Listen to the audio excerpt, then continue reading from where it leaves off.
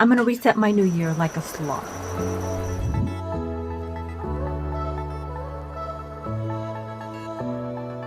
Everybody loves sloths, right? They're so cute and cuddly.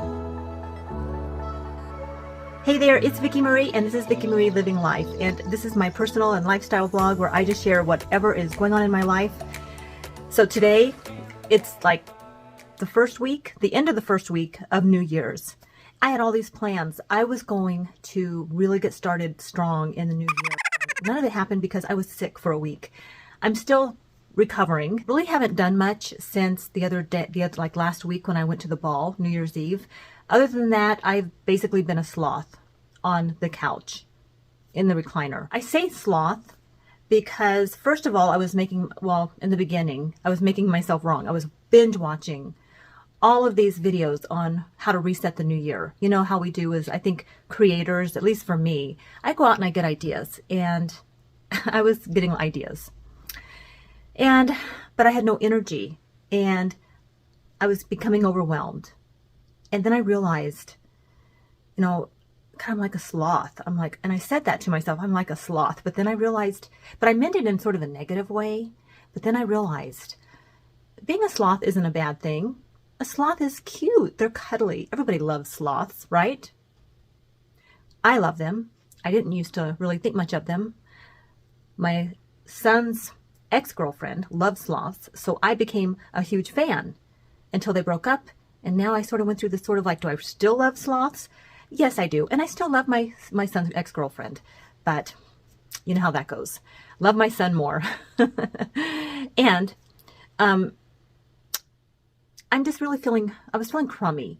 And until I sort of reframed that and realized there's nothing wrong with being a sloth. Sloths are cuddly, they're cute, and they do things a little slower than everyone else. And that's how I'm doing my new year reset, a little slower than some of my other friends here on the platform. John's been home for a few days, thankfully. And, you know, I have really enjoyed that because he's taken really good care of me, and he's been sort of taking on the home, you know, like the home chores and all of that. And he is really okay with the fact that I told him, don't worry about the Christmas decor, honey. I will take care of that, but it's not going to get done the first week. He's okay with that. He really is. And I'm going to start working on that. I already did. Yesterday, I actually got into my workout clothes, and I started taking down a few things around the house, just very slowly, like a sloth. And I actually got on the treadmill and I walked for 30 minutes. I made a little protein shake with a banana. I was all like, I'm really trying to kickstart my year. But then I just sort of poofed out and sat back in the recliner. And today that's sort of where I've been. I'm just allowing myself to gauge where I'm at energy-wise, and I'll fully recover when I fully recover. I have been setting up my systems. I got my laptop out and I started, you know, plugging in my ideas I use Google Workspace. I have a paid version that I used to use when I ran my business in Google Workspace. So I still maintain that because it's just such a really great, I think, a great product. It's worked really well for me. I can, you know, I have teams like collaborators that can work with me. I used to have my clients collaborate with me in the space on documents and things like that as we set goals. So I still use it for my own personal life because it's what works for me. I'm not saying it's the best thing or the best thing for you, but I find the thing that works for you is the best thing. So if something's working for you, by all means, use what's working. And if it's not working, investigate some new products or new systems. And if they don't work, then stop using them and look for something new. Like, be willing to fail like 100 times until you find that right system is what I say, because why not? I'd rather take some time and research it and experiment until I find what works. And that's what I'm going to be doing in the new year as well. Having a planner, which I do, I have a written planner, but I mainly use my digital planner. My planner that I sit down with, and I have all my stickers, and I've shown you guys that. It's really, really fun. Like, I really enjoy that, but it doesn't help me to move forward. It's just more of a fun thing, you know, really like a creative endeavor. I'm going to make time for fun too. Like, what am I doing for fun? And one of the things I do for fun is, you know, I like to just go do things with my friends. We like to camp, John and I. I like to I love to smule, karaoke, and sing just for fun. I like to read.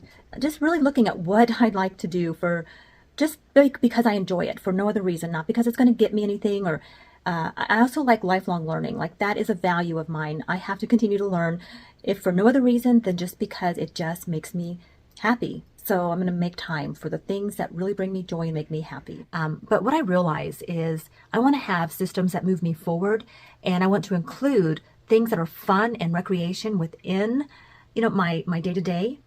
So I can just kind of go off and do something fun, and then have, still have what works for me. Like, okay, let me just keep in mind, I've been sick, so this is like a sloth. Although sloth, if they could talk, they would talk very slow, and probably, who knows, they might be really wise, probably because they are so slow, they actually think about what they're saying. So what are some of the systems and structures that I'm going to be using in the new year to help me stay on track?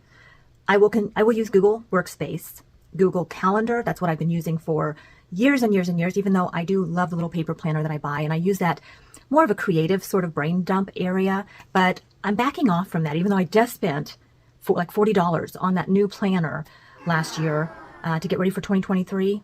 I'm really noticing how, there's certain things I do just because I'm a creative person and they're fun, and I sort of get seduced in the moment, and I watch too many other videos of people doing the planner things, and it's so fun to watch. But honestly, it's just not me.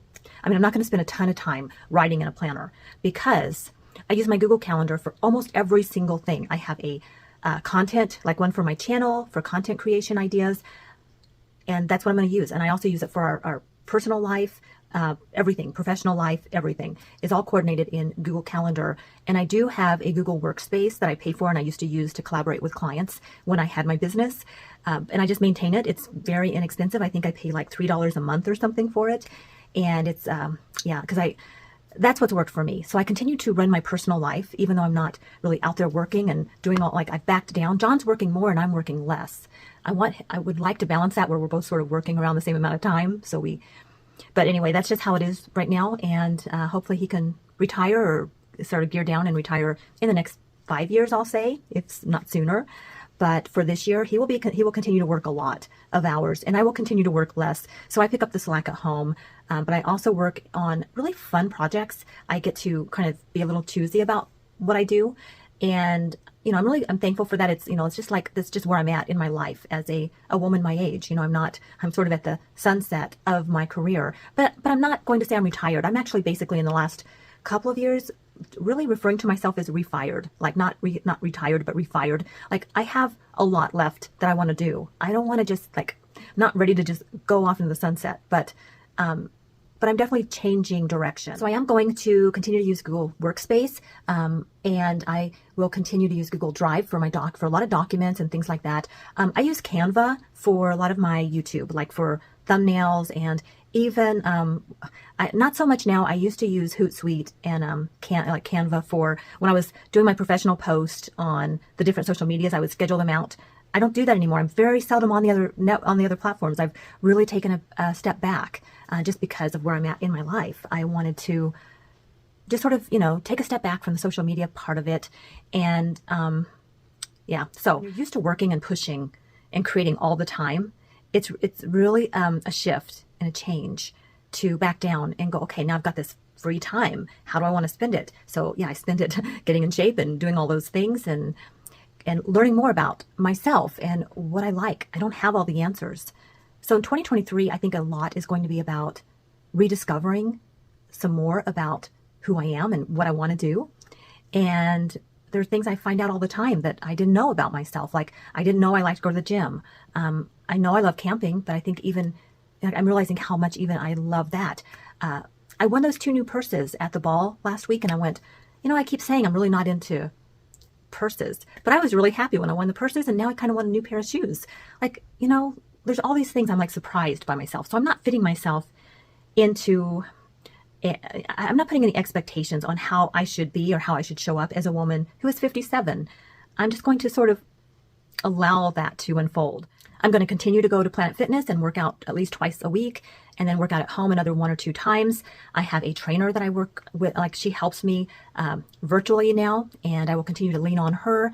as a support. She's such a support.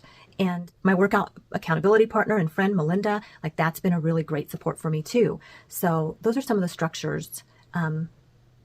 Oh, Fitbit. I weigh myself almost every single day, have for 7 years. It works for me. Hey, it works because I watch the graph and I watch the trend and I know my body. I know now what will happen on the scale if I eat a piece of pizza, or what will happen on the scale if I eat 3 pieces of pizza. Like I've gotten to know myself, probably because I've had more time to really focus on this. Like I've really gotten to know myself and I pay attention to that. I weigh myself. I punch it into my Fitbit. I punch my steps in. John and I we do that. It's part of an insurance program too. So there's some accountability there. And so I'm going to continue to use Fitbit for that. For home management, I will continue to use the Flylady, Flylady.net. I have her premium app on my phone. I use it for what she calls the weekly blessing. It's what I call the weekly reset. Every week I do a reset in my home and I do a certain amount of tasks to clean and just get my house ready. I need to do it in the next few days. If I don't because I've been sick, it's okay. That's what I love about the Flylady is there's no beating you up. She's not like that, and she is just such a loving person, but very motivating. And Fly, F-L-Y, stands for Finally Loving Yourself, which is what I'm working on this year. Areas that John and I really do want to work on together is our diet and meal planning. I have a very simple meal plan that I've shown you guys. I use index cards. I write down on each index card meals that we like, and I have them right in my kitchen, so I can grab one and just write on there, and I keep adding to it. And then when we think of things we want during the week, we take those index cards out of the pile and we hang them on a little mini bulletin board thing. And then that helps me to plan for my shopping. I use my Alexa app. I don't want to wake yours up. And that's where I handle my to-dos and all of those things, my shopping lists. And then those are connected to my Google Calendar and my Google Workspace. I can view it on my phone, on my computer, on my TV. It's all digital. Wherever I go, even if I leave town, I always have what I call my dashboard right in front of me. Every morning I look into my calendar. I see what the day holds. I have a little space at the top of my calendar that says journal. And from there, I can click on and brain dump. I have my morning pages journal, which now I'm just calling a journal, brain dumping. If I need to brain dump, that's what I'm doing. But every day I am also taking some quiet time in the morning. Just a few minutes, 5-10 minutes is all I need to just sort of sit in the quiet and really think about what it is I need to do for myself that day. I'm reading a really good book, and this is something I want to do more of in 2023. I want to really read at least a book a month. And this month I'm reading The High Five Habit by Mel Robbins. I highly recommend it. It's very simple. You look in the mirror every morning. You ask yourself, you look at yourself in the eyes, and you just say, what do you need? What do you need today? And you high five yourself. You don't have to touch the mirror, If you do and you do Flylady, it's okay, because you know that whole swipe and swish thing. If you don't know the reference, keep watching my vlog. Eventually I'll talk more about that, or go to flylady.net. So you high five yourself. There's been studies that have shown that when you raise your arm, you give yourself a hit of dopamine. And, dopamine's a happy chemical for your brain. I'm a scientist or doctor, by the way, so please refer to, healthcare professional. I'm just sharing what I'm learning and what I've learned from Mel Robbins, specifically out of reading The High Five Habit. I highly recommend that. Still talk to a coach every week. She's a certified coach, and she is a very one of my closest friends. And we, she really is such a support. And even though, I've worked as a professional life coach and I have almost 3 decades of experience under my belt, I still need a coach. Really, the best thing a coach is going to do for you is really listen and help you to work things out for yourself, and not try to, let's say if you were a baby duck or a baby bird trying to peck out of that shell, a coach is going to sit there and give you the space to do it. Like, protect the space so nothing bothers you and lets you work that out. And they'll have a few tools to help you with that, but they know just the right questions to ask you so that you can become stronger. And a consultant's going to tell you how to do it, and a mentor is going to walk with you too and have a little bit of a hybrid between coaching and consulting and that kind of thing. So a therapist is in a whole different category. They are professionally trained to help you heal emotional wounds, all of those things. And I think everyone could benefit from speaking with a really good professional therapist, which I am not. I don't even work as a coach now. So, but anyway, just had to share that too. That's something that's always on my mind, because we all need a team. to help us. Life is a team sport. We all need a team. We can't do this alone. Who are the people that I want on my team, my absolute yes team? Like, who are those members that will help me and help me to continue to be the person I want to be and show up as a person I want to be? And then also look at the people who really they just don't really belong there. Maybe you've kind of gone in different directions. You have different values, different ideas and goals.